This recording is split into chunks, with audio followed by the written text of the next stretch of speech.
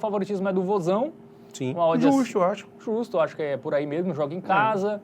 Tá bem boa, tá, essa odd, velho. Uma odd alta. Eu acho que o Vasco não ganha. Ganhar, não. Pode ser que arranque um empate aí, eventualmente, né?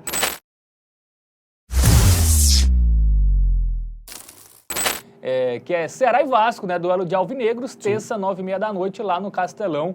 Quarta rodada do Campeonato Brasileiro. O Ceará que vem de derrota para o Juventude fora de casa e o Vasco que vem de vitória contra o Sport em São Januário. Duelozinho interessante, tá? Eu acho que o Vozão tá até se mostrando um pouco acima do que era esperado. Acho que muita gente, antes de começar esse Campeonato Brasileiro, colocava o Vozão como um dos rebaixados, né? Eu até acho que o Vozão pode...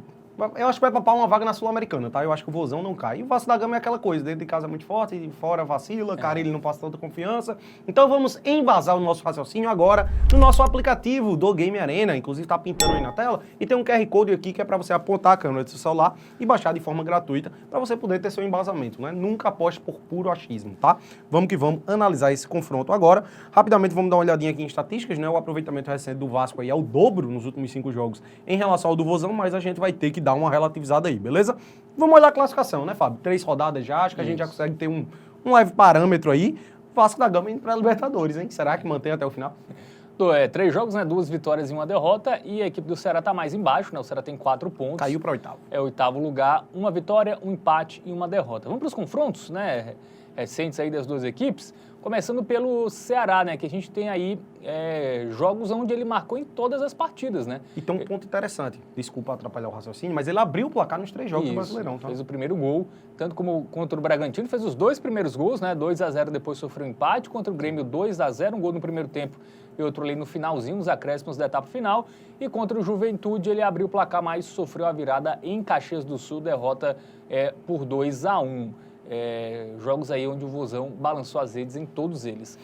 Eu acho que é um início ok, tá? Acho que das expectativas, né? Dava pra sair com 5 pontos. Cara, dava pra ter saído com 6 até, né? Porque ele abriu 2-0 contra o Bragantino, pô, e levou o gol de empate já meio que no final. Mas, enfim, um início ok. Acho que tá dentro ali das pretensões do Ceará, um início interessante de Campeonato Brasileiro. Vale lembrar que o time é atual campeão cearense, né? E na Copa do Nordeste tá ali... quase classificado, né? Acho que já está classificado matematicamente, inclusive, né? Enfim, e o Vasco da Gama é aquela coisa. Em São Januário, ele é forte, né? Ele até tem 3 vitórias seguidas aí dentro de casa, se a gente bota no bolo a vitória contra o Puerto Cabello, pela Sul-Americana, mas um pouco criticado, né? Esse jogo aí, pela Sula, Fábio Carille saiu muito vaiado. Na última partida, venceu o Sport por 3-1, teve uma polêmica ali no segundo gol do Verrete. E na estreia do Brasileirão, ele venceu o Santos também por 2-1. Mas quando jogou fora de casa, pô, ele empatou com o Melgar, chegou a abrir também uma vantagem, acabou tomando um empate, 3-3, tomou um 3-0 do Corinthians também. Então você acha que esse fator visitante vai pesar, Fábio?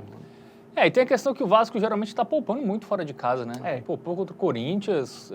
Foi quase reservão, né? Contra o Corinthians. Todo mundo ficou praticamente sem reserva. E aí ele foi titular já em 2 jogos, né? Em casa, né? Contra o Puerto Cabello e contra o Sport. Pode ser que dê um poupado, então, de novo. Pode ir aí com um time mais mesclado, né? A equipe do Vasco, até porque tem clássico com o Flamengo no sábado, né? Exatamente. Então tem uma tendência aí de preservar para ir com uma força... com jogadores mais descansados, né, para o jogo contra o Flamengo. Vamos agora para o nosso momento Bet Nacional, porque o favoritismo é do Vozão. Sim, Justo, eu acho. Justo, acho que é por aí mesmo, joga em casa. Tá bem boa, tá, essa odd, velho, uma odd alta.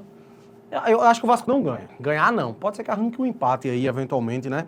Mas vou até deixar aqui como... vou deixar essa opção do empate anula 1,54. É porque, caramba, empate anula pra mim, já que existe uma tendência de reembolso, né? Você pode não ficar com green. Cara, a 1,54...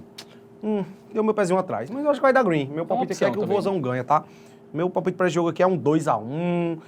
Pode até ser um 2-0 aí, eventualmente, né, também.